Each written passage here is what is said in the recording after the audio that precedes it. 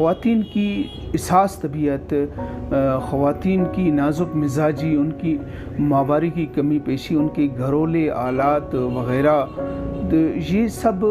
साज़गार माहौल एंजाइटी के लिए पैदा करती हैं।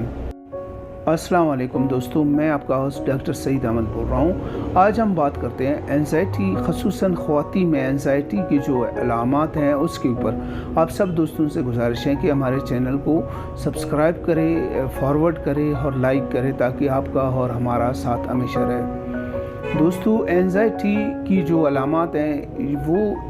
एक ऐसी ज़हनी कैफियत है जिसमें मरीज़ मुसलसल इज़्तिराब, बेचैनी और खौफ का शिकार रहता है, और मरीज़ ये समझता है कि वो मुस्तक़बिल के धमकी आमेज़ आलात का,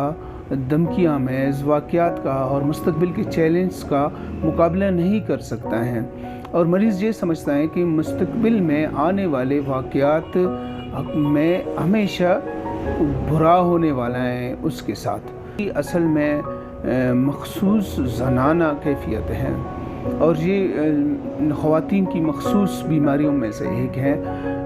ख़वातीन की एहसास तबीयत, ख़वातीन की नाजुक मिजाजी, उनकी माहवारी की कमी पेशी, उनके घरेलू आलात वग़ैरह, ये सब साज़गार माहौल एंजाइटी के लिए पैदा करती हैं। मैं ख़वातीन की मखसूस अलामात को बयान करने की कोशिश करता हूँ जो कि एंजाइटी की मखसूस अलामात हैं अगर ये किसी ख़वातीन में पाई जाए। छोटी छोटी बातों पर बार बार परेशान होना, देर से नींद आना या बार बार जागना,